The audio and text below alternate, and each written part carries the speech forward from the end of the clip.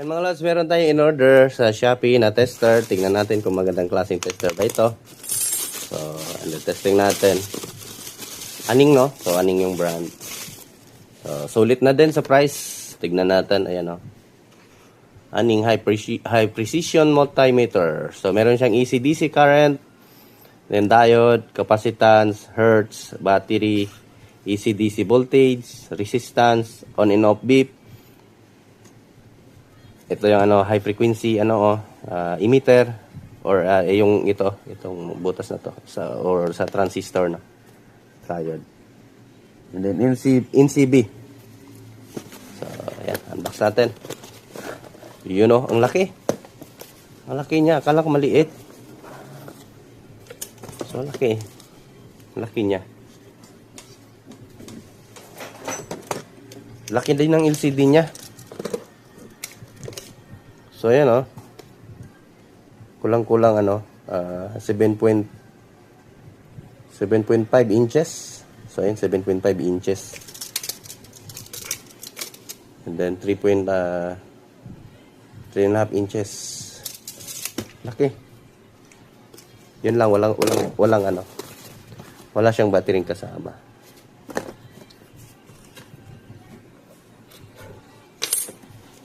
Ito lang talaga, dalawa. With test probe siya. So, maganda siya kasi meron siyang ang habol ko kasi dito is yung resistance at saka yung capacitance, no? Kung magte-tester tayo ng capacitor, kung i-check natin yung value niya, kung ilan na lang microfarad, kung ilang microfarad na lang. So, ito yung sa sa AC and DC voltage, no? So, na siya, nakasama na yung dito. So, ito 750. Kumbaga, auto volt pala ito siya sa sa AC/DC. And then, ito yung sa ating dito, tester sa ating kung may contact pa or no. So, yan. Sa triode natin. Triode tester. Battery. And then, ito sa sa hertz. Kung magte-test ka ng ng AC hertz or So, basta AC hertz.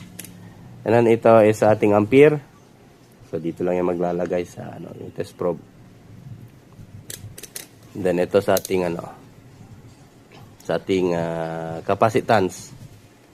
So, 20 nanofarad to 20 megafarad. Ay, microfarad. So, yan. Nano hanggang sa micro. So, yan. 20 UF, 200 UF. So, kung yung so, testing na lang natin. Kuha tayong battery. So, wala palang walang kasamang battery, no? And then, dito yung kilo ohms. Ito, dito na, itong sign na ohms. So, ito yan siya. And then, yung beep, ito. So, tingnan natin. So, ito ay pandagdag ko lang sa, sa tester ko. Kasi meron akong tester dito na, Bluetooth. Kaso, ito walang capacitance. Meron lang resistance. So, itong habol ko capacitance. Kaysa bibili pa ako ng capacitor tester, ito na lang.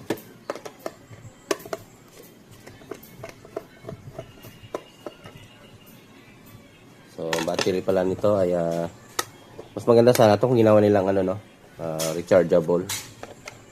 Meron naman yung rechargeable, lang siya, medyo mahal. So, yan. Dalawang double yata. So, check natin ang laman nito kung maganda ba. Dito na para naman nauna muna ako nag-order bago kayo mag-order. Kung hindi nyo magustuhan ang laman, edi wag kayo mag-order, mga lods. So, ayan. Share ko lang yung mga tools natin. Mga gear natin. Pang repair. Okay. Pero yung Lotus, mga lods, nagustuhan ko talaga yun. Maganda siya Ilang beses na yun hindi talaga nasunog. Nagkamali ako ng pag-tester. Check natin, baka LCD lang malaki nito. Pero yung mga aning goods naman yan kahit maliit. Kaya yung mga maliliit lang nila na tester So, okay. Parang same lang din siya sa mga maliliit na resistor tester ni ni Aning, no? Digital tester. So, lang din siya. Ganito lang din yon. Parang pinaliit lang nila. Yung ganito kalaki na mga tester ni Aning. So, So, yung LCD lang pinalaki nila para makita mo talaga. Yung mga ano na dyan, yung mga lolo-lolo na technician. So, ayan. Magagamit nyo to. Malaki yung LCD niya. So, ayan. Malaki. Pwede pa i-improvise ito mga lods. Kung gusto nyo gawing rechargeable. So, malaki pa space niya sa loob, oh.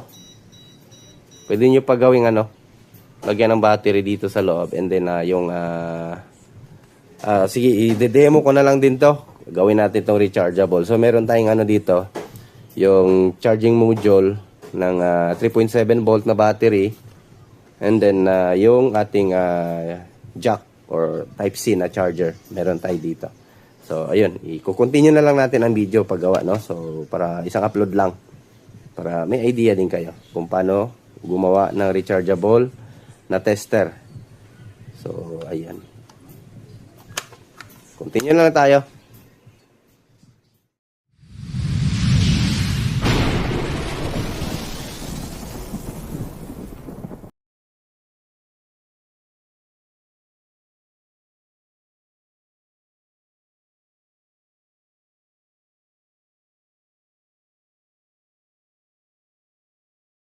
So, ito na mga lods. Ito na yung mga paraphernalia natin sa ating gagawing rechargeable na tester. So, digital tester. So, meron tayong 3.7 na volt na 18650 lithium battery. And then, meron tayong Type-C terminal, charging port. Ayan, ups, ayan. And then, meron tayong BMS para sa ating battery. At ito, yung charging board natin or charging module na pang 3.7 volt. And then meron tayong LM117 na 3.3 volt. So i-regulate natin yung output ng ating battery kasi masyado mataas, 3.7. Although parang goods naman, kaya naman, pero mas maganda na yung ibaba natin konti ng 3.3 volt. Kasi yung battery natin sa ating original na ito sa kanya tala ng ating digital tester is nasa ano lang. Kasi 1.2 volt lang yung mga battery na yung mga nabibili natin, no. So 1.2 volt, so equivalent times 2, so ano siya? 2.4 volts. So gagawin lang natin 3.3 volt fix, no. So baba natin konti. So yun tayong gagamitin na LM 117. Ito na transistor. Ayan, no. So, yan. Search nyo lang sa Google kung paano yung connection ng wiring. Kahit ako, nag-google din ako kasi minsan nakakalimutan din yung pin out. So, itong gitna, ito yung output. And then, itong sa pin 1 is yan yung ground. And then, yung ating pin 3 ay ang input. So, dito dadaan yung natin, 3.7. Yung paglabas niya is 3.3. And then, hindi naman nadidrain yung natin, yung ating ito mismo ang ating battery kasi meron naman tayong BMS, so hindi masisira yung battery natin. So kumbaga pang matagalan na So yan, i-start natin and then i-demo ko lang niyo sa inyo ulit mamaya, so magbubutas muna tayo para sa ating ito. So ipapakita ko lang sa inyo mamaya, i-guide ko lang kayo kung paano yung wiring natin.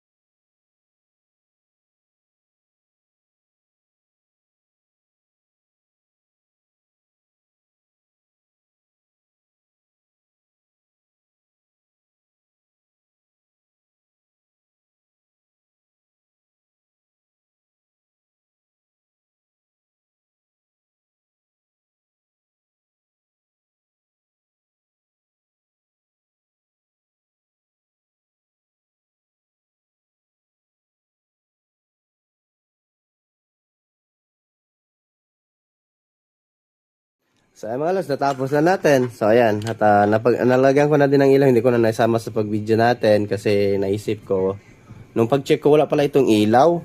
So yung nabili kasi natin na ano, mumurahin lang talaga to na tester. Papakita ko sa inyo mamaya. So ito na yung wiring natin. So ilawin natin. Ayan. So dito tayo naglagay ng ano, nilipat ko lang, inikot ko siya kasi pag naglagay ako ng ilaw, matakpan, mayroong shade dito na itim.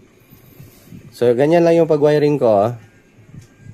So ito yung LMO 117 no, na 3.3 volt. So yung pinaka puno, yan yung positive. Output na yan no. So ito yung input na galing dito sa ating battery, ayan oh. Input papunta dito sa inang kanyang ating regulator. And then yung ground, dito sa pin 1, makikita nyo naman yan sa diagram kung mag-search kayo sa Google. So and then yung ground, common na yung ground no. So yung ground pati dito sa battery, common. So ayan, makikita nyo, ayan. Ito lang naman. Then itong isang red na ano, dito to galing sa kanyang battery din mismo. So binalik ko lang yung AA na size ng battery o AAA yata yan. So eto, ang ginawa ko, eto dito sa kanyang type C na charger, so gumagana na din ito, ay dito ko pinasok, ayan oh. Ito yung positive, pumasok dito sa charging module natin. And then yung negative dito lang nasa body ng pinaka charging port niya. Diyan lang ako nagtap para di na ako mahirapan kasi nilagyan ko kasi ng screw dito yung sa kabila na kung saan pwede magsolda no. And then so yung nag-add ako ng ilaw, naglagay ako ng 10 ohms dito sa ano sa positive side ng ating battery. Kasi yung ilaw natin is 3 volt lang. So 3.3 yung ano na 3.7 yung battery natin, masusunog to. So naglagay ako ng 10 ohms para hipahinain siya. And then yung negative is dito. Dumaan muna ng switch no, yung negative. Ayan, pinadaan ko ng switch. Ito dito tayo kumuha sa ground. Ground yung ginawa kong ano or negative side no. So ayan, pinasok ko sa switch din. Yung paglabas papunta na doon sa isang pin ng ilaw. Yung positive side mayroong resistor. Ayan. So yung gumagana na yan, ayan oh. So kasi walang ilaw to eh. So sayang din naman yung battery natin, ang laki. So ayan. So ulitin natin. Galing dito sa ating charging port, ayan. Type C. Yung positive pumasok doon sa charging module. Then yung negative ganun din sa body lang natin tinap. Ground negative din naman yan. And then yung out, nakatap dito yung battery. Ayan, nakatap yung battery, itong na wire battery ito. Positive, negative. And then yung papunta naman sa ano, positive papunta dito sa ating LM117 na 3.3 volt regulator. Then yung negative, shortcut din siya dito sa negative din ng board ng ating pinaka-tester na. Then nagkuha lang tayo ng jumper lang tayong kaunti, papunta dito sa ating regulator. So, yun na. Tapos yung out mismo ng regulator, papunta yun na yung sa positive mismo. Yung nakita nyo yung wire dito, yan na yung mismo yung positive. So, ganyan lang mga lods.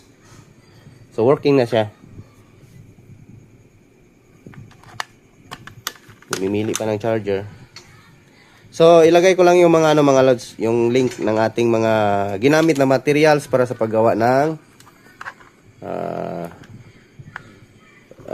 basta lahat to, ilagay natin yung link sa, makikita nyo yan sa intro ng ating video, merong lalabas dyan sa side ng sa lower part ng sa left side no. Makikita nyo mayroong shop dyan na mag-appear. So, pindutin nyo lang nandun. Ito, basta lahat ng ginamit ko, ilagay ko. So, ganyan lang. So, parang project lang ng estudyante. Pero napakaano talaga. Useful. So, yan, papakita ko sa inyo. Yung ano pala, yung indicator nito is maninag mo lang sa side. Ayan o. Na nagcha-charge siya. Ayan o, merong red. So, pag mag-blue na yan dyan ang ilaw, it means full charge na. So, ito ngayon o. On natin. Ayan. Then, ilaw. Ilawin natin. Iyon oh. So, di ba? Meron na tayong ilaw. So, ayan. At daan na tayo. Di ba? Ayos din. So, pag maparaan ka, matik yan. Kahit patayin pa natin yan ang ilaw, kitang-kita talaga yung mga lods. Yan. Tapos, ayan, kahit gabi yan. O, yan. Diba? Kitang-kita.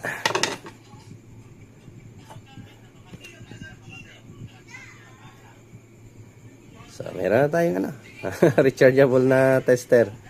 Siguro naman matagal to malobat kasi laki yung battery natin eh. So, yan, hanggang dito lang yung video natin mga lods. At sana meron ako na-share sa inyo idea. So, ayan, ganyan lang. Sundan nyo lang yung ano ko. Ayan, pailawin natin. Then, tignan nyo lang yung mga wirings ha. So, ayan.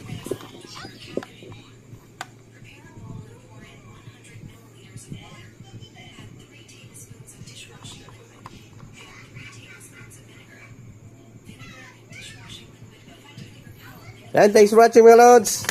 At huwag kalimutan mag-subscribe.